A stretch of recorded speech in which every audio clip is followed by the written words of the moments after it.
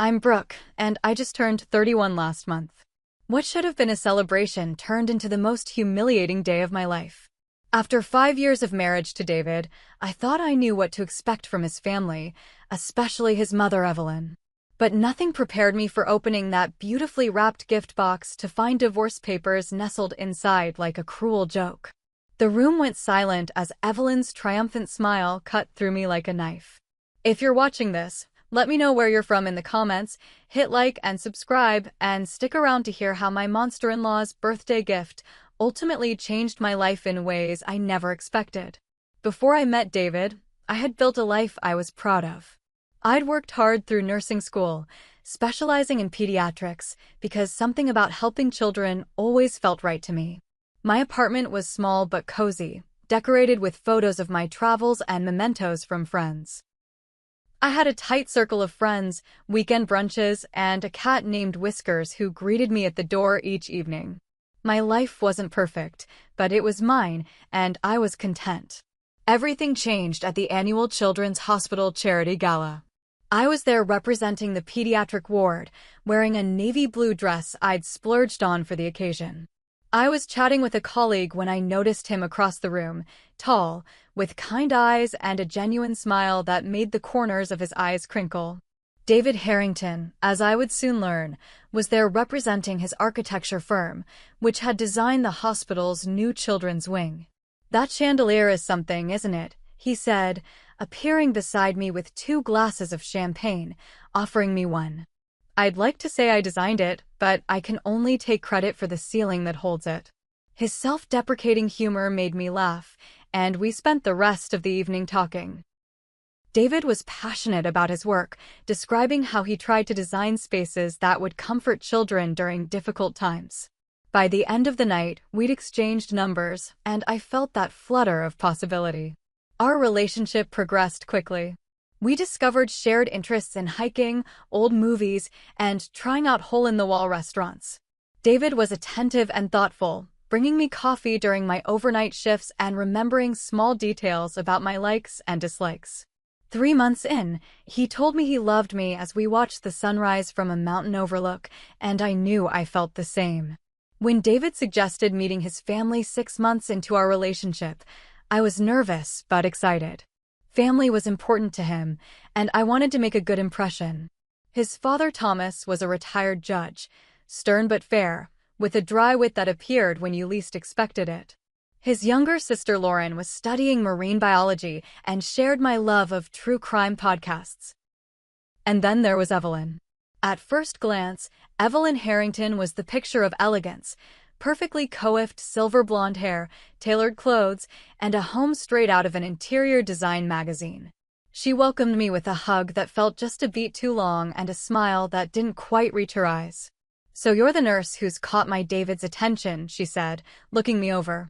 I always pictured him with someone from our country club circle, perhaps in a more prestigious profession. But there's something refreshing about your simplicity. I felt the sting but brushed it off as first meeting awkwardness. David squeezed my hand reassuringly, and I convinced myself I was overreacting. Throughout dinner, Evelyn peppered me with questions about my family background, subtly highlighting the differences between my middle-class upbringing and their old money status. When I mentioned my parents' divorce, she clicked her tongue sympathetically while saying, "Well, I suppose that explains your independent streak." Despite these undercurrents, the evening ended pleasantly enough, with Thomas inviting me to come back soon and Lauren insisting we exchange numbers. In the car ride home, David was beaming. "They loved you," he said confidently. I didn't have the heart to express my reservations about his mother. 8 months into our relationship, on a weekend trip to a lakeside cabin, David proposed with his grandmother's emerald ring. In that moment of joy and surprise, thoughts of Evelyn's subtle disapproval were far from my mind. I said yes without hesitation, already envisioning our future together. Wedding planning should have been my first serious warning. Evelyn insisted on being involved in every decision, from the venue to the napkin colors. When I selected a simple, elegant dress that fit my budget, Evelyn arranged a surprise appointment at an exclusive bridal boutique, presenting me with a massive ball gown that was entirely not my style. David comes from a certain background, dear, she explained when I expressed hesitation. We need to make sure you look the part of a Harrington bride. I stood my ground on the dress, but gave in on countless other details to keep the peace. David, increasingly busy with a major project at work, seemed oblivious to the tension, or perhaps deliberately avoided it. My best friend Melissa noticed, though. Are you sure about this? She asked over coffee, 3 months before the wedding. His mom is treating you like an accessory, not a person. It's just wedding stress, I assured her, and maybe myself. Once we're married, things will settle down. David's worth it. Our wedding day arrived, a perfect June afternoon with clear skies. Despite Evelyn's last-minute attempts to change the floral arrangements and seating chart, everything came together beautifully. As my father walked me down the aisle toward David, his face lit up with such love that all my doubts melted away. This was right. This was forever. The reception was magical until I overheard Evelyn in conversation with one of her friends. The ceremony was lovely, despite the unconventional choices. We'll work on refining her over time. I pretended not to hear, refusing to let anything dim the joy of the day. After a honeymoon in Greece, we moved into a charming craftsman home not far from the hospital where I worked. Those first weeks of marriage were a delicious blur of newlywed bliss, christening every room of the house, learning each other's routines, and planning our future. We talked about starting a family within a year or two, renovating the spare bedroom into a nursery, and hosting our first Christmas as a married couple. I've never been happier, David whispered one night as we lay tangled in sheets, the moonlight casting patterns on our bedroom wall. You're everything I've ever wanted. I believed him completely, pushing away the nagging voice that wondered if Evelyn would ever truly accept me as part of the family. This was our time, our beginning, and nothing could tarnish the hope I felt for our future together. The first year of our marriage had all the hallmarks of newlywed bliss: weekend brunches in bed, spontaneous date nights, and the exciting process of blending our lives together. We established traditions like Sunday hikes and Thursday movie nights. David would leave little notes in my lunch bag when I had early hospital shifts, and I'd surprise him with his favorite desserts after stressful work days. To outsiders, we were the perfect couple. But subtle shifts began around our 6-month anniversary. David's architecture firm took on a prestigious project designing a new art center, which meant longer hours and weekend work. I supported his career, of course, but the empty space in our bed grew more noticeable with each passing week. It's just temporary, he'd assure me, kissing my forehead distractedly as he checked his emails at the breakfast table. Once we get through the design phase, things will calm down. What didn't calm down were Evelyn's visits. She developed a habit of dropping by unannounced, always with some thin pretext, bringing us leftovers from her dinner party, delivering catalogs for patio furniture we didn't ask for, or simply being in the neighborhood.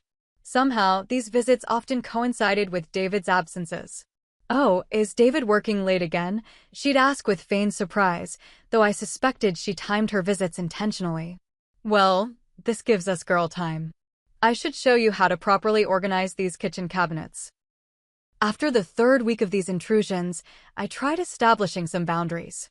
Evelyn, we appreciate your visits, but it would be helpful if you could call before coming over, I suggested gently.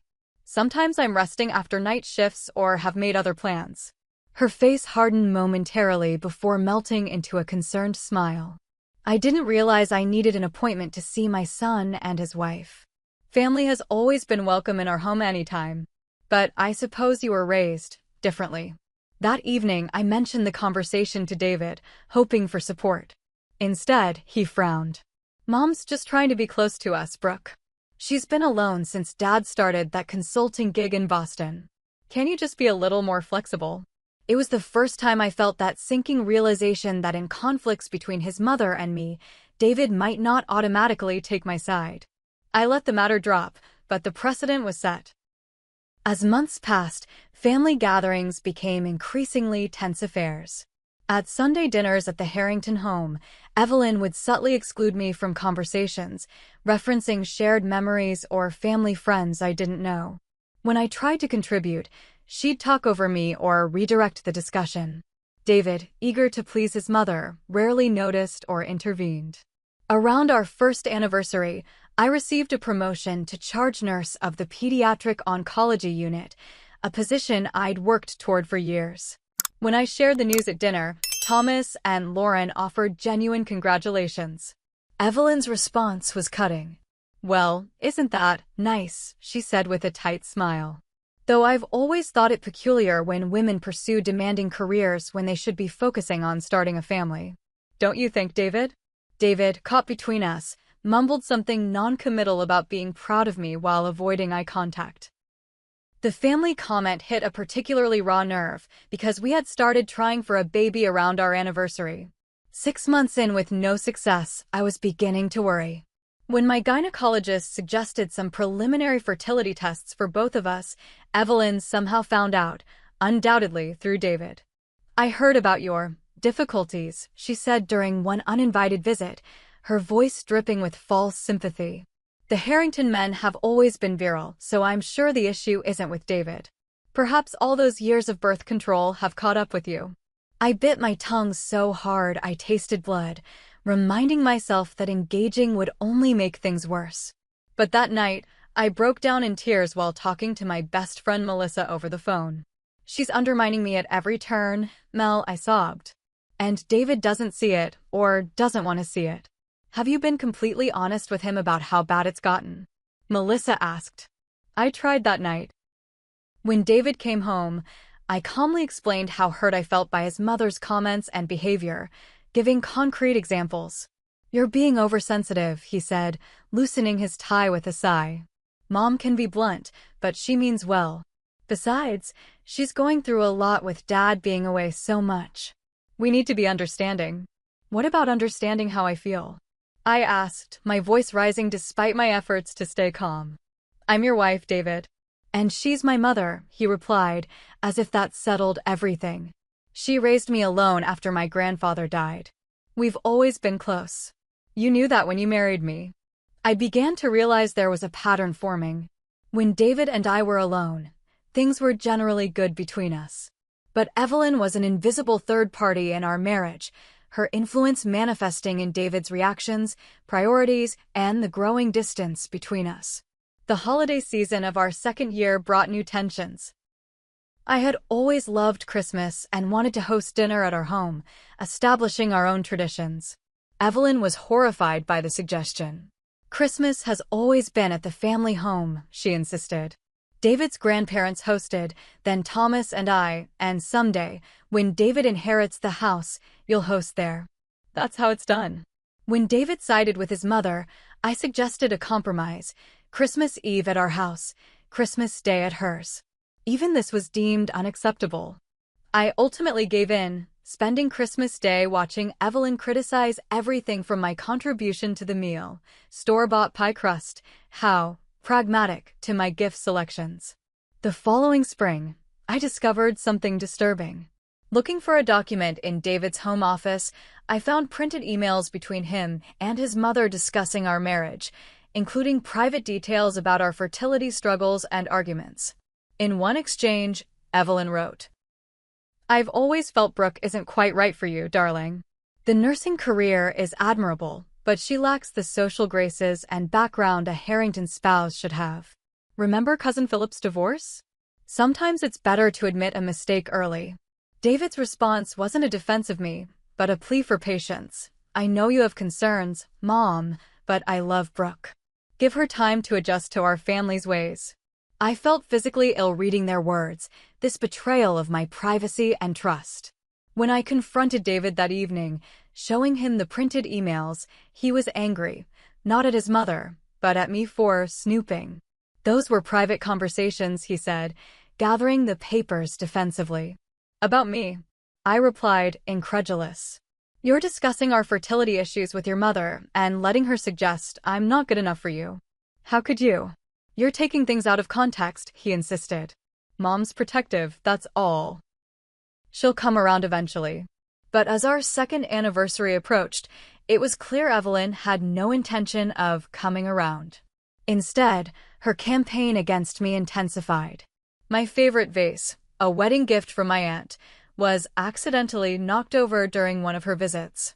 My framed nursing diploma mysteriously fell from the wall, its glass shattered. Little things went missing from my closet or appeared stained after Evelyn offered to help with the laundry. By our 3rd year of marriage, the toll was becoming visible. I'd lost weight, developed insomnia, and found myself constantly on edge. Work became my sanctuary, the one place where I felt competent and valued.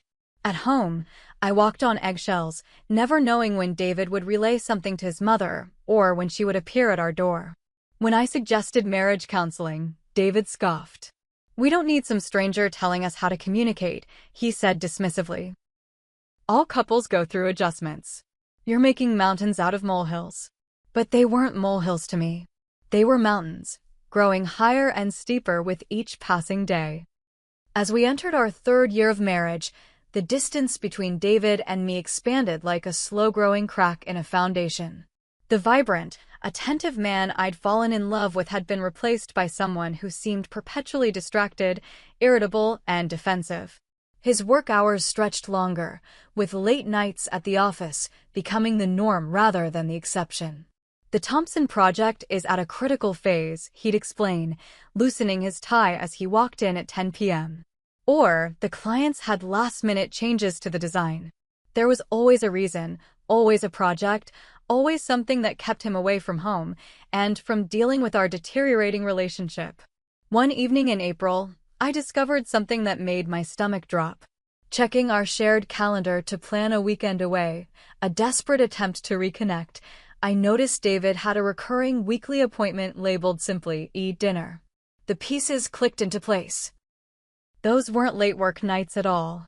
He was having weekly dinners with Evelyn, deliberately keeping them secret from me. When confronted, David didn't even attempt to deny it. "Mom needs the company with Dad traveling so much," he explained, as if this justified the deception. "I knew you'd make a big deal about it, so I didn't mention it." "It's not the dinners, David, it's the lying," I said, my voice shaking. "What else aren't you telling me?" His silence was more damning than any answer could have been. The next morning, I found a small, ornate silver picture frame on our mantel, one I'd never seen before. It held a photo of David and his ex-girlfriend from college at some formal event, both looking young and carefree. When David came home, I held it up questioningly.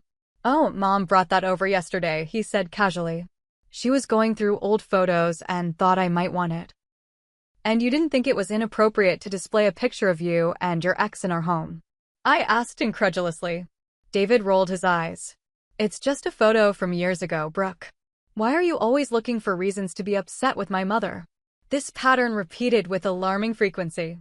My grandmother's quilt, carefully stored in our guest room closet, was accidentally used by Evelyn to wrap china, resulting in wine stains that wouldn't come out. My carefully tended garden was helpfully weeded by Evelyn during one of her visits, destroying rare herbs I'd been nurturing for months. Each incident was met with David's dismissal of my feelings and defense of his mother's intentions. In June, I found something truly disturbing. While cleaning out our spare room closet, I discovered a box of items Evelyn had apparently been systematically taking from our home. My favorite sweater I thought I'd lost, family recipes my mother had written out for me, even pages from my personal journal. When I showed David, his face went pale, but instead of outrage, he offered excuses. "She probably thought these things were being discarded," he suggested weakly. "Or maybe she borrowed them and forgot to return them." "Pages from my journal, David?" That she had to search for and deliberately tear out. He had no answer for that, but neither did he confront his mother. Instead, he withdrew further, spending more time at work and with his family, without me. Arguments became our primary form of communication. What started as disagreements about Evelyn evolved into fights about everything: money, household chores, future plans. The loving touches and thoughtful gestures that had once defined our relationship disappeared entirely. By summer, I was desperate enough to schedule a marriage counseling appointment on my own, hoping David would join me once it was arranged. The evening I planned to tell him, He came home with news that his mother had organized a family weekend at their lake house. I told her we'd be there, he said, not asking but informing me. It'll be good for us to get away. I've made an appointment with a marriage counselor for that Saturday, I replied. I think that would be better for us. His face hardened. Cancel it. My family is expecting us. Your family or your mother? I asked, feeling something break inside me. They're one and the same, Brooke. The sooner you accept that, the happier we'll all be. I went to the counseling appointment alone, pouring out my story to a sympathetic therapist named Dr. Mitchell. She listened carefully before speaking. What you're describing sounds like a form of emotional abuse, she said gently. Not just from your mother-in-law, but from your husband's enabling of her behavior and dismissal of your feelings. The word abuse hit me like a physical blow. I'd always associated abuse with shouting and violence, not this slow erosion of self-worth and reality. But as Dr. Mitchell helped me examine the patterns in my marriage, I couldn't deny the truth of her assessment. I continued seeing Dr. Mitchell secretly, paying in cash to keep the appointments off our insurance statements. These sessions became my lifeline as home life deteriorated further. In September, we attended a family gathering for Thomas's birthday. I made a special effort to look nice and stay positive, hoping to mend some fences. Within minutes of arriving, I realized I'd been deliberately excluded from the event planning. Everyone had coordinated in wearing Thomas's favorite color, navy blue, everyone except me, because no one had told me. As I stood there in my green dress amid a sea of navy, Evelyn's smile was that of a chess player who'd just called checkmate. Oh dear, she said loudly enough for nearby relatives to hear. I could have sworn I mentioned the color theme to you, Brooke. How uncomfortable this must be for you. Throughout the evening, I was subtly but consistently excluded. Family photos were arranged while I was in the restroom. Conversations halted awkwardly when I approached. Seating at dinner placed me at the far end of the table, away from David, who didn't seem to notice or care. Lauren, David's sister, found me alone on the porch later. I'm sorry about all this, she said quietly.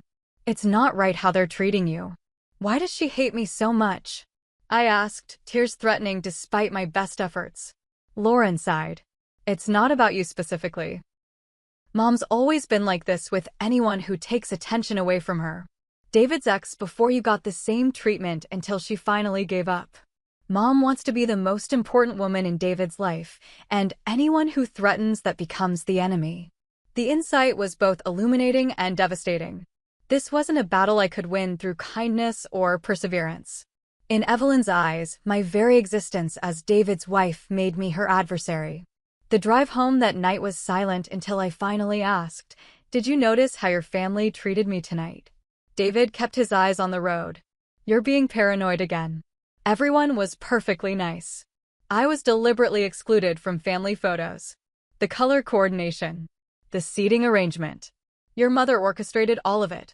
Jesus, Brooke, not everything is about you, he snapped. It was Dad's birthday. Can you think about someone else for once? His words cut deep, inverting reality in a way that made me question my own perceptions. Was I being selfish? Paranoid? Overly sensitive? The doubt crept in like poison. When we arrived home, I discovered a text from David to his mother that he'd accidentally left open on his iPad. Rough drive home. Be making drama as usual. Sorry about dinner. Seeing those words, confirmation that my husband was actively participating in his mother's campaign against me rather than merely enabling it, something broke inside me. The insomnia that had plagued me for months worsened to the point that I was functioning on 2 or 3 hours of sleep. I lost more weight. Colleagues at the hospital began asking if I was ill. Melissa, who had witnessed my deterioration with growing alarm, finally intervened one evening when I canceled our plans because I was too exhausted to leave the house. This isn't you, Brooke, she said, letting herself in with the spare key she'd always had. You're wasting away in front of my eyes. I'm fine, I insisted weakly. Just tired. When was the last time you felt happy? Truly happy? I couldn't remember. He's killing your spirit, Melissa said bluntly. And you're letting it happen. Her words hung in the air between us, uncomfortable but undeniable. That night, I tried one last time to reach David, laying my heart bare in a way I hadn't attempted in months. "I'm drowning, David," I said, tears streaming down my face. "I love you, but I can't keep living like this. Something has to change." For a moment, I saw a flicker of the man I'd married, concern crossing his features, his hand reaching for mine. Then his phone buzzed with a text. Glancing at it, his expression hardened again. "You're not being fair to my mother," he said. "She's trying her best with you." In that moment, I knew we were beyond saving. The man I loved was gone, if he had ever truly existed apart from his mother's influence. What remained was the painful process of accepting that truth and deciding what to do about it. As my 31st birthday approached in October, I was holding onto our marriage by my fingernails, unsure whether I was fighting to save something precious or simply afraid to admit defeat.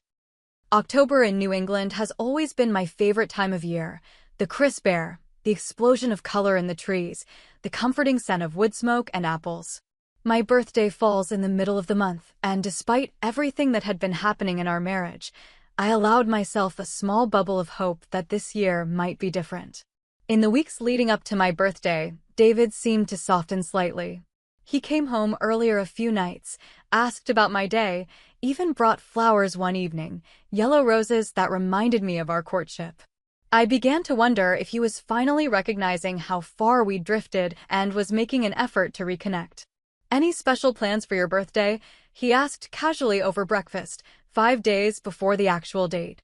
My heart lifted. "I thought maybe we could go to that new Italian place in town? Just the two of us." David nodded, a small smile playing at his lips. "Leave it to me. I'll take care of everything." For the first time in months, I felt a flutter of excitement. Maybe this could be a turning point for us, a chance to remember why we'd fallen in love, away from Evelyn's influence. The morning of my birthday, I woke to find David already gone, but a card propped against the coffee maker. "Happy birthday, Brooke.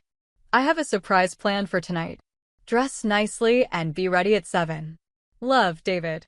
Despite everything, those simple words rekindled hope. I spent extra time getting ready after my shift at the hospital, choosing a forest green dress that David had once said brought out the gold flecks in my eyes. I styled my hair in loose waves, applied makeup more carefully than I had in months, even dug out the perfume I'd worn on our first date. Looking in the mirror, I barely recognized myself, not because of the dress or makeup, but because I glimpsed something I hadn't seen in a long time: expectation. Hope. David arrived home precisely at 6:30, dressed in a crisp charcoal suit and carrying a small gift bag. "You look beautiful," he said, and for a moment, it felt like old times. He handed me the bag. "A little something to open now." Inside was a delicate silver bracelet with a single charm, a nurse's caduceus. "I know things have been difficult lately," David said as he fastened it around my wrist. "But I want you to know I'm proud of you and the work you do." Tears pricked at my eyes. This was the David I'd married, thoughtful, attentive, seeing me. "Ready for your surprise?" he asked, offering his arm. I nodded, unable to speak past the lump in my throat. We drove in comfortable silence, his hand occasionally squeezing mine. When we turned onto the familiar road leading to his parents' neighborhood, however, my stomach nodded. "We're going to your parents' house?" I asked, trying to keep the disappointment from my voice. "Just for a quick stop before dinner," David assured me. "Mom wanted to wish you happy birthday in person." It wasn't what I'd hoped for, but I determined to maintain a positive attitude. Perhaps this was David's way of showing that he wanted harmony between the women in his life. I could manage one brief, civil interaction with Evelyn for the sake of the evening ahead. As we pulled into the circular driveway of the Harrington home, I noticed several other cars parked there. "Is someone else visiting your parents?" David smiled mysteriously. "You'll see." Leading me to the front door, he paused before opening it. "Happy birthday, Brooke," he said, leaning in to kiss my cheek before pushing the door open. Surprise, a chorus of voices called out as we entered. The foyer and living room were filled with people: David's parents, his sister Lauren, aunts, uncles, cousins, and several neighbors I recognized from previous family gatherings. A banner reading, "Happy 31st Birthday, Brooke," hung across the fireplace mantel. The dining table was set with Evelyn's finest china and crystal, a three-tiered cake at its center. My first reaction was genuine surprise, followed quickly by confusion. This wasn't the intimate dinner I'd imagined, but a family party at Evelyn's house, planned by Evelyn, without any input from me. "Were you surprised?" David asked eagerly, his arm around my waist. I nodded, not trusting myself to speak. Looking around the room, I noticed something odd. Several family members seemed uncomfortable, exchanging glances or suddenly becoming very interested in their drinks. The atmosphere felt strangely tense for a birthday celebration. Evelyn approached, immaculate as always in a tailored navy dress, her smile tight and triumphant. "Happy birthday, dear," she said, kissing both my cheeks. "I hope you don't mind that we arranged a little gathering. Family should be together for important occasions, don't you think?" Before I could respond, she was guiding me into the living room, where Thomas offered me a glass of champagne with an expression I couldn't quite read. Was that pity in his eyes? For the next half hour, I moved through the room in a daze, accepting birthday wishes from people who had largely ignored or tolerated me at previous family gatherings. Lauren hugged me tightly, whispering, "I'm so sorry," before quickly moving away when Evelyn approached. "Sorry for what?" The question echoed in my mind as I noticed more oddities: the absence of any of my friends or family members, the hushed conversations that halted when I neared, the way David seemed to be avoiding meeting my eyes. Finally, Evelyn called for everyone's attention by tapping a spoon against her crystal glass. "Before we have cake, David and I have a special gift for Brooke," she announced. "David, would you like to do the honors?" My husband moved to stand beside his mother, accepting a beautifully wrapped box tied with an elaborate silver bow. The room fell silent as he approached me, his expression unreadable. "Happy birthday," he said quietly, placing the box in my hands. Something about the weight of it, the expectant hush in the room, sent warning signals through my body. With trembling fingers, I untied the bow and lifted the lid. Inside, nestled on a bed of tissue paper, lay a stack of legal documents. Confusion gave way to disbelief as I read the heading on the top page: "Petition for Dissolution of Marriage."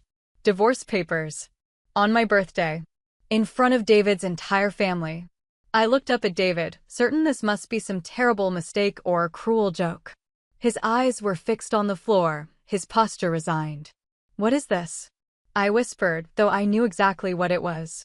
Evelyn stepped forward, placing her hand on David's arm possessively.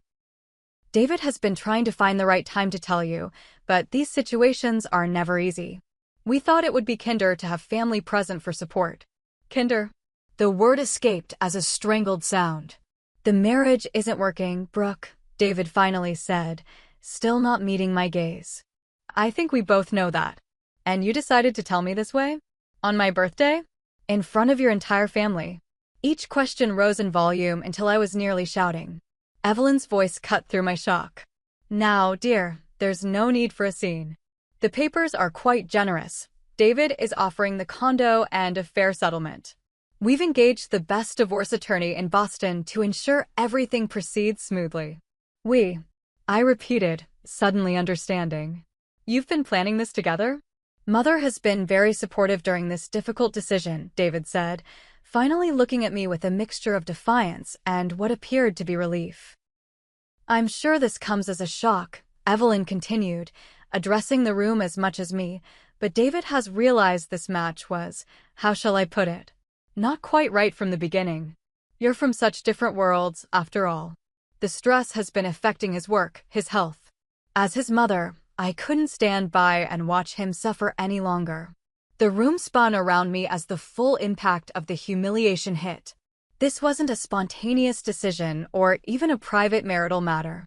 This was a calculated public execution of our marriage, orchestrated by Evelyn with David's willing participation. "You've never been happy with our family, Brooke," Evelyn continued, her voice dripping with false sympathy. "Always finding fault, always feeling excluded. Perhaps this is for the best, before children complicate matters." The Harrington name carries certain expectations, certain responsibilities that not everyone is equipped to handle. Something inside me shattered. 3 years of gaslighting, manipulation, and emotional abuse crystallized into a moment of perfect clarity. I looked around the room at the faces of people who had allowed this to happen, some uncomfortable, some curious, none intervening. "You planned this," I said, my voice eerily calm as I addressed Evelyn directly. "You orchestrated this entire spectacle. What kind of person does this to another human being?" "I'm only protecting my son," she replied, mask slipping to reveal a flash of the true malice beneath. I turned to David, waiting for him to defend me, to say this had gone too far. Instead, he moved to stand closer to his mother. "The papers need to be signed within 30 days, he said mechanically. "My lawyer will contact yours." In that moment, I understood that the man I thought I'd married had never truly existed. He was an extension of his mother, a puppet whose strings I had foolishly thought could be cut. A hysterical laugh bubbled up from somewhere deep inside me. 3 years, I said, looking from David to Evelyn. 3 years of my life trying to be good enough for a family that decided I was unworthy before they even knew me. I pulled my phone from my purse and sent a text with shaking fingers. "Enjoy your party," I said, placing the divorce papers back in the box and setting it on the coffee table. "I believe this belongs to you, Evelyn." "It always has." As I moved toward the door, Lauren stepped forward. "Brooke, wait." "It's okay, Lauren," I said quietly. "At least now I know." I walked out into the crisp October night, tears finally streaming down my face as the full weight of the betrayal hit me. Within minutes, Melissa's car pulled up. My emergency text had brought her running. One look at my face told her everything she needed to know. "Get in," she said, throwing the passenger door open. "Whatever happened in there, we'll deal with it together." As we drove away from the Harrington house, I watched the gathered silhouettes in the window grow smaller in the side mirror. 3 years of my life, reduced to a cruel spectacle orchestrated by a woman who had hated me from the beginning and enabled by the man who had vowed to love me above all others. The divorce papers were merely the formal documentation of a marriage that had been dying by 1,000 cuts since the day it began. The days following what I came to call the birthday ambush passed in a blur of shock, rage, and overwhelming grief. Melissa insisted I stay with her rather than return to the home I'd shared with David. "You're not going back there alone," she said firmly as she helped me pack essentials while David was still at his parents' house. I moved through these actions like a sleepwalker, mechanically gathering clothes, toiletries, and important documents. When I reached for my grandmother's quilt, already stained by Evelyn's accident, but still precious to me, something broke through the numbness. "She planned this for a long time," I said, tracing the pattern of the quilt with trembling fingers. "All those accidents with my things, all those comments, she was systematically destroying everything that mattered to me." Melissa nodded grimly. "And David let her." That was the hardest truth to accept, not Evelyn's cruelty, which I'd experienced firsthand for years, but David's betrayal. The man who had promised to be my partner had instead been my adversary, working with his mother to orchestrate my humiliation. 2 days after the party, I received an email from David's attorney, a clinical message detailing the division of assets proposed in the divorce papers I'd left behind. The tone was coldly efficient, as if we were dissolving a business partnership rather than a marriage. The email mentioned that David had already moved the remainder of his belongings out of our home and asked when they could arrange for me to collect the rest of mine. When I didn't respond immediately, David texted, "The sooner we handle this, the better for everyone. Mom knows a realtor who can list the condo." Of course she did. Of course she was already involved in dismantling what remained of our life together. I forwarded the email to a divorce attorney Melissa had recommended and tried to focus on practical matters, setting up mail forwarding, notifying the hospital of my temporary address change, opening a separate bank account. These tasks gave me something concrete to do, a way to feel like I was taking control when everything else was spinning apart. But the nights were unbearable. Lying awake in Melissa's guest room, I replayed moments from our marriage, searching for signs I'd missed, wondering how long David had been planning to leave. Had he ever loved me at all? Had anything been real? The following Monday, I forced myself to return to work, desperate for the normalcy of my routine at the hospital.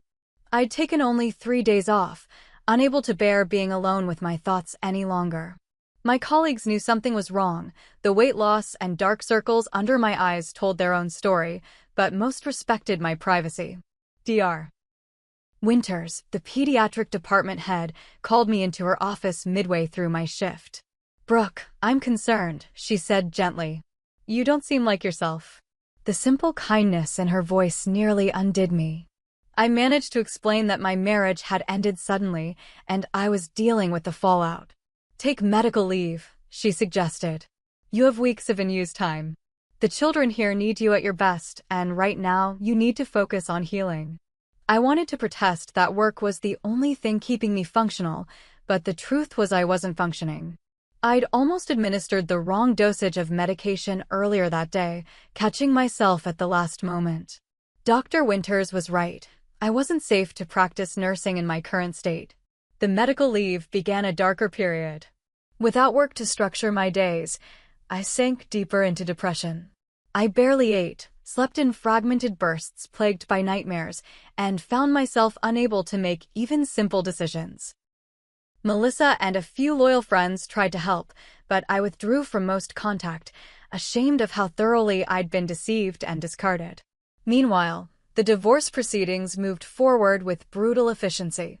David had clearly been preparing for months, financial records organized, assets cataloged, legal strategy in place. I learned he'd been gradually moving money to accounts I couldn't access, consulting with attorneys as far back as 6 months earlier. The betrayal had been calculated and comprehensive. 3 weeks after my birthday, I finally mustered the strength to fully move out of our condo. Melissa and 2 other friends helped pack and load a rented truck while I wandered through rooms that no longer felt like mine, saying goodbye to the life I'd thought we were building. In the home office, I found a hidden folder in David's desk containing emails between him and Evelyn dating back to our engagement, hundreds of exchanges discussing me as a problem to be managed, an obstacle to overcome, an outsider who would never truly belong in the Harrington family. In one particularly painful message from just 2 months after our wedding, David had written, "I'm beginning to see what you mean about Brooke. The novelty is wearing off, and the differences in our backgrounds are becoming more apparent." They had been actively plotting against me almost from the beginning. The discovery shattered any remaining illusion that our marriage had ever been what I thought it was. That night, after the move was complete, I hit rock bottom. Alone in my sparse temporary apartment, a month-to-month rental I could barely afford on my savings, I found myself staring at the divorce papers my attorney had forwarded for review. The clinical language reduced 3 years of my life to assets and liabilities, a failed investment to be liquidated. My phone buzzed with a text from an unknown number. It was a photo from someone at the birthday party, a group shot of the Harringtons taken after I'd left, champagne glasses raised in what appeared to be a celebration. Evelyn stood in the center, one arm around David, her smile triumphant. The anonymous message read only, "Thought you should see this." Something broke inside me. I hurled my phone against the wall, watching it shatter like my life had. For hours, I sat on the bare floor of that empty apartment, sobbing until no more tears would come. I couldn't eat, couldn't sleep, couldn't see any way forward. The woman I had been, confident, compassionate, full of purpose, seemed to have vanished, replaced by this hollow shell who had been so thoroughly fooled and discarded. In my darkest moment, I considered moving across the country, abandoning my career, disappearing from a life that had revealed itself to be built on lies. What was the point of staying? David had his family's support, their money, their connections. I had been systematically isolated from my own support system during our marriage. The future stretched before me, empty and terrifying. As dawn broke, my doorbell rang. Assuming it was Melissa checking on me, I opened it without looking, only to find Lauren, David's sister, standing there nervously. "I know I'm probably the last person you want to see," she said quickly, as if afraid I'd slam the door in her face. "But I couldn't. What they did to you was wrong, Brooke." So wrong. I stared at her, unable to process that a Harrington was standing on my doorstep. "Can I come in?" she asked. When I didn't respond, she continued, "I've left home. I couldn't stay there after what Mom and David did. The way they planned it, how they humiliated you. I tried to stop it, but Mom threatened to cut off my tuition if I warned you." Something in her evident distress cut through my numbness. I stepped aside, allowing her in. For the next 2 hours, Lauren revealed the full extent of Evelyn's manipulation, not just of me, but of David, the extended family, even Lauren herself. She described how Evelyn had been intercepting messages between David and me early in our marriage, deleting texts, screening calls when he was at the family home, feeding him carefully crafted narratives about things I'd supposedly said or done. She did the same thing with his college girlfriend, Lauren explained. Anyone David gets close to becomes a threat to her control. And David, he's been conditioned his whole life to prioritize Mom's approval above everything. "That doesn't excuse what he did," I said, finding my voice at last. "No," Lauren agreed, "it doesn't. David is a grown man who made his choices. But I wanted you to know that what happened wasn't because you weren't good enough, Brooke. It was because Evelyn can't stand not being the center of David's world. No woman will ever be good enough for her son, because that would mean she isn't the most important woman in his life anymore." Her words didn't erase the pain, but they offered a perspective I desperately needed. The failure of our marriage wasn't because I was fundamentally unlovable or unworthy.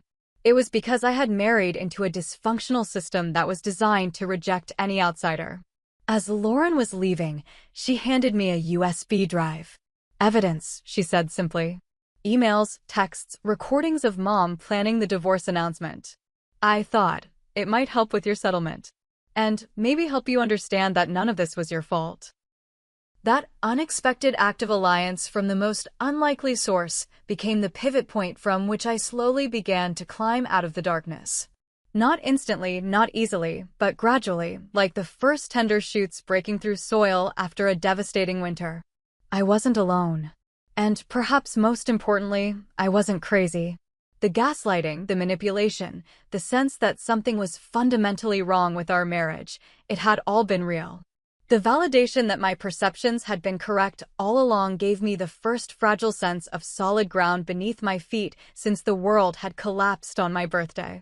That night, for the first time in weeks, I slept without nightmares. The journey ahead would be long and painful, but I had taken the first step toward reclaiming myself from the rubble of a marriage that had been designed to fail from its very beginning. The USB drive Lauren had given me contained more than just validation. It was a roadmap back to myself.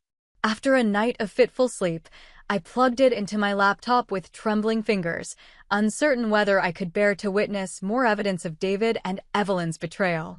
What I found was both devastating and strangely empowering. The drive contained hundreds of files meticulously organized by date, emails between David and Evelyn discussing their plans, voice recordings of phone conversations, even a spreadsheet tracking David's gradual movement of assets in preparation for the divorce. Most damning was a recording from 3 months before my birthday, in which Evelyn laid out her plan for the surprise party. "It has to be public," she said, her voice coldly pragmatic. "She needs to understand that the entire family stands with you, that she has no allies here. The birthday is perfect timing. She'll be vulnerable, expecting celebration, completely unprepared for rejection." David's voice, hesitant but acquiescent. "I don't know, Mom. It seems unnecessarily cruel." Cruel would be continuing the charade of a marriage, Evelyn countered. "You've been miserable for years, darling. She's never fit in, never will. The longer you wait, the more entangled you'll become. What if she gets pregnant? Can you imagine trying to co-parent with her? This is a clean break on our terms. Our terms. Not his terms, theirs."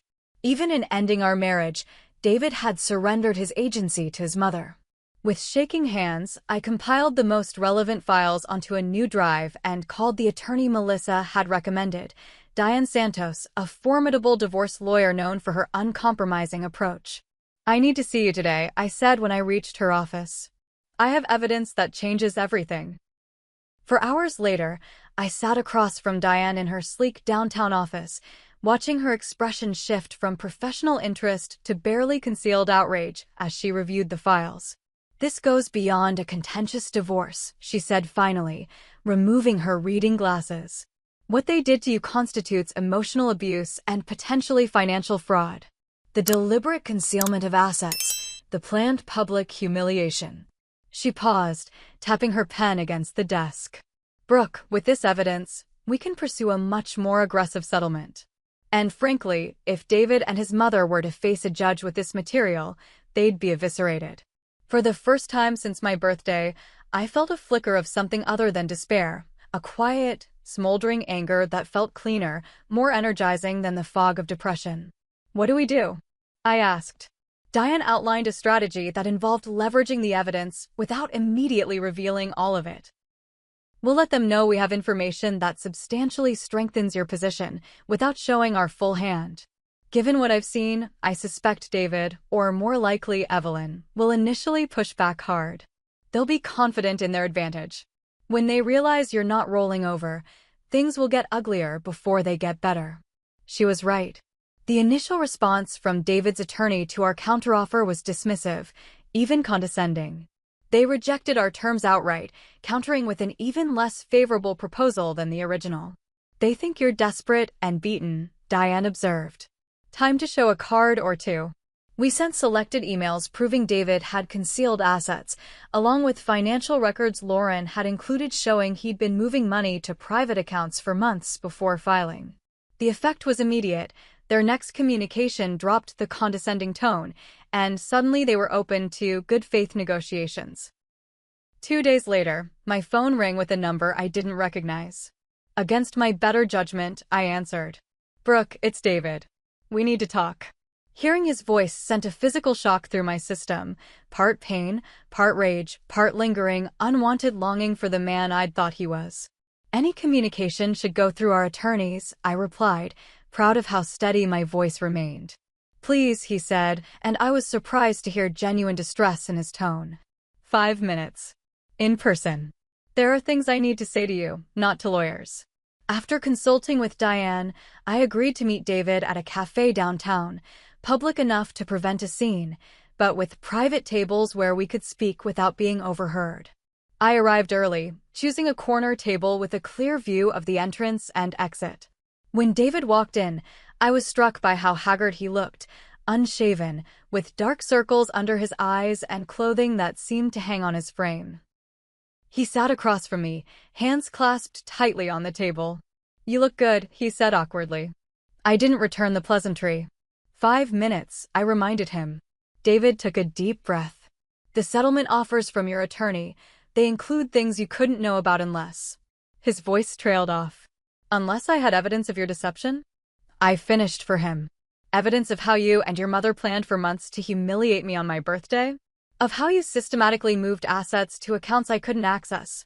That kind of evidence." His face paled. "How did you?" "It doesn't matter how. What matters is that I know, David. I know everything." He seemed to collapse inward slightly. "What do you want?" The question caught me off guard. 3 weeks earlier, what I'd wanted was my husband back, my marriage intact, the life I thought we were building. Now, looking at the stranger across from me, I felt a clarity I hadn't experienced in years. "I want what's fair," I said simply. "I want recognition of my contributions to our marriage and compensation for the deliberate cruelty with which you ended it." "My mother," he began. "Stop," I interrupted, keeping my voice low but intense. "Don't you dare blame your mother. You're a 34-year-old man who chose to deceive his wife, to conspire behind her back, to publicly humiliate her. Those were your choices, David." He stared at me, seemingly at a loss for words. "Your mother is a manipulative, cruel woman," I continued. "But you allowed her to control our marriage from day one. You betrayed my trust in ways I'm still discovering. That's on you, not her." "I did love you," he said quietly, and for a moment I glimpsed genuine pain in his eyes. "In the beginning, I really did. I'd imagined this moment, a confession of lingering feelings, perhaps even regret. In my fantasies, it had mattered. Sitting across from him now, I realized it didn't." "That makes it worse, not better," I replied, gathering my purse and standing. Accept the settlement offer, David. Or the next time we meet will be in court, where everyone will hear exactly how you and your mother operated. Walking away from that cafe, I felt a weight lift that I hadn't realized I'd been carrying, not just from the marriage, but from years of doubting my own perceptions, of trying to earn love from people who had decided long ago that I was unworthy. The following week brought a flurry of activity. David accepted our settlement terms with minimal additional negotiation, likely motivated by fear of what else might be on that USB drive. I returned to work, my medical leave having served its purpose of giving me time to regain my emotional footing. Dr. Winters welcomed me back warmly, and the familiar rhythms of the pediatric ward provided comfort and purpose. With the settlement money, I put a down payment on a small townhouse, the first property I'd ever owned solely in my name. Melissa and a growing circle of friends I'd reconnected with helped me furnish it with pieces that reflected my taste, not compromises made to accommodate David's preferences or Evelyn's critical eye. Each decision I made for myself, from paint colors to furniture placement to how I spent my evenings, felt like reclaiming a piece of my identity that had been systematically suppressed during my marriage. I joined a support group for people recovering from emotionally abusive relationships, where I found both understanding and perspective. The stories others shared helped me recognize patterns I hadn't been able to name before, and sharing my own experience became part of my healing. 6 months after my birthday, I received an unexpected call from Thomas, David's father. "I owe you an apology, Brooke," he said, his voice heavy with regret. I knew what Evelyn was planning, and I did nothing to stop it. I've been a coward in my own marriage for decades, allowing her behavior toward you and others before you. It was wrong, and I'm deeply sorry. His apology couldn't undo the damage, but it offered another piece of validation, another confirmation that I hadn't imagined or exaggerated what had happened to me. Around the same time, Lauren called with news that sent shockwaves through what remained of my connection to the Harrington family. "David moved back in with Mom," she said. "The woman he started dating right after your divorce. Mom drove her away too. It took less than 3 months this time." I felt a complex emotion that wasn't quite satisfaction, more like the grim confirmation of a pattern I'd narrowly escaped. "How are you doing?" I asked, more concerned about Lauren than David. "I'm good, actually. Living on my own for the first time, finishing my degree. I've started seeing a therapist to work through." "Well, growing up with Evelyn as a mother. It's helping." "I'm glad," I said sincerely. "You deserve better than being caught in her web." As summer approached, I found myself laughing more, sleeping better, rediscovering activities I'd abandoned during my marriage. I took a watercolor class I'd always been interested in, but had never pursued, because Evelyn had once remarked that crafting hobbies are for women without real ambition. I joined a hiking group, reclaiming my love of the outdoors that had gotten lost in the struggle to be the perfect Harrington wife. At one of these hikes, I reconnected with Jake Peterson, a nurse from the orthopedic department who'd occasionally consulted on pediatric cases. We'd always had an easy rapport at work, but now, away from the hospital in the clear mountain air, conversation flowed naturally. He asked thoughtful questions about my life without prying, shared stories of his own divorce years earlier without bitterness, and made me laugh for the first time in what felt like forever. "Would you like to grab coffee sometime?" he asked as we reached the trailhead at the end of the hike. "Just as friends," he added quickly. "No pressure." The old Brooke, the one still raw from rejection, still defining herself through David's abandonment, would have declined, too afraid of further hurt. The woman I was becoming paused, considered how I felt in Jake's company, and nodded. "I'd like that," I said, surprised to find I meant it. Coffee led to dinner a few weeks later, dinner to more hikes, more conversations. Jake was patient, never pushing for more than I was ready to give, respecting the boundaries I set as I navigated the unfamiliar territory of opening myself to trust again. One evening, after we'd been seeing each other casually for nearly 2 months, Jake asked the question I'd been dreading. "What happened with your marriage? You don't have to tell me if you're not ready, but I'd like to understand." Sitting on my porch swing as fireflies blinked in the summer twilight, I found myself telling the whole story, not the sanitized version I shared with colleagues or the bare-bones outline I gave to casual acquaintances, but the raw, unvarnished truth of loving someone who had allowed his mother to destroy our marriage. Jake listened without interrupting, his face reflecting anger, compassion, and occasional disbelief as the story unfolded. When I finished, he was quiet for a long moment. "Thank you for trusting me with that," he said finally. "I can't imagine going through what you did and coming out the other side as whole as you are." "I don't feel whole some days," I admitted. "That's part of what makes you whole," he replied. Recognizing the broken places without letting them define you. In that moment, I realized something profound. I was no longer just surviving my divorce. I was beginning to thrive despite it. The woman who had been systematically diminished in her marriage was finding her voice, her strength, her ability to trust her own perceptions again. When David reached out one last time in late summer, a rambling late-night text suggesting he'd made a mistake, that perhaps we could talk about reconciliation, I felt nothing but clarity. This wasn't love or even nostalgia.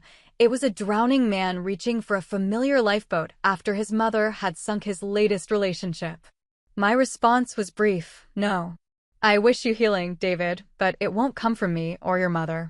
Find the courage to break free and build a life that's truly yours." I didn't wait for his reply. Some chapters are better left firmly closed. As the anniversary of my divorce approached, I realized I'd accomplished something I once thought impossible. I'd rebuilt a life that was authentically mine, filled with people who valued me for exactly who I was. The pain hadn't disappeared entirely. There were still moments when memories ambushed me or when trust felt like a fragile, risky thing. But those moments no longer defined my days or determined my choices. What Evelyn had intended as my destruction had instead become the catalyst for my liberation. In trying to break me, she had inadvertently freed me from a marriage that had been slowly eroding my sense of self from the very beginning. It wasn't the life I had planned, but it was becoming a life I cherished, hard-won, authentically mine, and full of possibilities I couldn't have imagined when I was desperately trying to earn the approval of people who had decided long ago that I would never be good enough. One year after finding divorce papers in a birthday gift box, I stood in my own kitchen, mixing batter for my own birthday cake. 32 years old, divorced, and making myself a funfetti cake because it was my favorite and no one was around to judge my childish taste. The simple act felt revolutionary. My townhouse had transformed from a sparse shelter into a true home. Walls once bare now displayed watercolors from my painting class, not masterpieces by any measure, but expressions of my journey. Bookshelves held novels Evelyn would have deemed lowbrow entertainment. Throw pillows in mismatched patterns brightened my couch because I liked them, not because they coordinated with some designer's vision. As I slid the cake into the oven, my phone chimed with birthday wishes. Melissa, colleagues from the hospital, friends from my hiking group, my parents, and Lauren, who had become an unexpected but treasured friend. Later that evening, friends would gather for a casual celebration, pizza, cake, and board games. A far cry from the Harrington family's formal dinner parties, and exactly what I wanted. Jake would be there too, our relationship having evolved gradually into something that felt both exciting and comfortable. The doorbell rang, interrupting my thoughts. A delivery person handed me a small package and a bouquet of sunflowers. The card with the flowers read simply, "To new beginnings. Jake." The package was from my attorney, Diane. Inside was a copy of my final divorce decree, officially processed and recorded, along with a note, "Officially official. Congratulations on your freedom." I traced my finger over my restored maiden name on the document. Brooke Mitchell, no longer Brooke Harrington. The name change had been one of the most significant parts of reclaiming my identity. Each time I heard Ms. Mitchell at work or signed my name, I felt a little more like myself again. My promotion to senior charge nurse had come through 3 months earlier, recognition of my dedication and skill that had nothing to do with being a Harrington. The pediatric oncology unit had become not just a workplace, but a community where I knew my contributions mattered. The transformation in my professional life had been matched by personal growth. Weekly sessions with Dr. Mitchell had helped me process not just the trauma of my marriage and its ending, but deeper patterns that had made me vulnerable to someone like David in the first place, my tendency to prioritize others' needs above my own, my habit of making myself smaller to avoid conflict, my struggle to trust my own perceptions when they differed from others. Perhaps the most profound change had come through my volunteer work at New Beginnings, a center supporting survivors of domestic abuse. After Lauren had used the word abuse to describe Evelyn's behavior toward me, I'd initially resisted the term. Abuse conjured images of physical violence, not the subtle erosion of self-worth I'd experienced. But my support group had helped me recognize that emotional abuse could be just as devastating, its invisible wounds sometimes taking longer to heal than physical ones. At New Beginnings, I met women whose stories reflected elements of my own: the isolation, the gaslighting, the sense of walking on eggshells around unpredictable anger or criticism. Sharing my experience became a way of transforming pain into purpose. Each time a woman nodded in recognition at something I described, each time I saw the relief in someone's eyes at realizing they weren't crazy or alone, I reclaimed another piece of my story. 3 months ago, I'd encountered David unexpectedly at a hospital fundraiser. He'd been there with his parents, looking uncomfortable and diminished somehow, as if returning to his mother's orbit had reduced him in some essential way. Our eyes had met across the room, and for a moment, I'd felt a complex swirl of emotions: pity, remnants of anger, but mostly a profound sense of distance, as if he belonged to another lifetime. Evelyn had noticed the exchange and swiftly inserted herself between us, guiding David away with a possessive hand on his arm. I'd watched them go, struck by the realization that David was as much Evelyn's victim as I had been, the difference being that he had chosen his cage, while I had fought my way free of mine. The encounter had prompted a conversation with Dr. Mitchell about forgiveness, not the kind that excused what David had done, but the kind that allowed me to release the grip his betrayal had on my heart. Forgiveness isn't about saying what happened was okay, she'd explained. It's about choosing not to let the hurt continue to control your life. I wasn't there yet with Evelyn, perhaps never would be, but I was beginning to find a kind of peace regarding David. He would live with the consequences of his choices, just as I was living with the aftermath of mine. The difference was that my choices had led to growth and freedom, while his had returned him to the familiar patterns of his childhood. As my birthday cake baked, filling the house with a sweet vanilla scent, I opened my laptop to find an email from a literary agent. Months earlier, encouraged by friends in my support group, I'd started blogging about my experience, using the pseudonym Phoenix, a nod to rising from the ashes of my marriage. The blog had resonated with more people than I could have imagined, women and men struggling to understand the dynamics of their own relationships or heal from ones that had ended. The agent had found my blog and was interested in discussing the possibility of a book, a memoir about emotional abuse, gaslighting, and the journey back to self-trust. The idea both terrified and exhilarated me.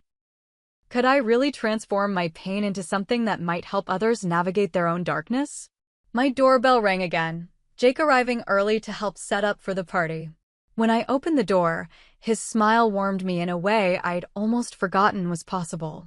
"Happy birthday," he said, stepping inside and kissing me softly. "How does it feel to be 32? "Better than 31, I replied with a laugh that held no bitterness. "So much better than 31. Later, surrounded by friends eating pizza and arguing good-naturedly over board game rules, I found myself observing the scene as if from a slight distance, not detached, but marveling at how different my life had become in just 1 year. These people loved me for who I was, not who they wanted me to be. They valued my opinions, respected my boundaries, celebrated my successes without resentment. This was family, not defined by blood or marriage certificates, but by genuine care and mutual respect. When Jake caught my eye across the room and winked, I felt a flutter of possibility. Our relationship was still new, evolving carefully as we both carried lessons from past heartbreaks. I didn't know where it might lead, but I trusted myself to navigate that journey with my eyes open and my worth intact. After my friends had gone home and Jake had left with a lingering kiss and plans to meet for breakfast, I stood on my back porch gazing at the stars. 1 year ago, I'd thought my life was ending. In some ways, it had. The life I'd tried to build with David, the person I'd contorted myself into being to fit the Harrington mold. But from that ending had come this new beginning, messier perhaps, less certain, but authentically mine. The divorce papers Evelyn had so triumphantly presented as my humiliation had become, ironically, my liberation. I thought of something my support group facilitator often said. Sometimes the most painful endings are actually beautiful beginnings in disguise. A year ago, I couldn't have imagined ever seeing beauty in what had happened to me. Now, I recognize the truth in those words. The journey wasn't over.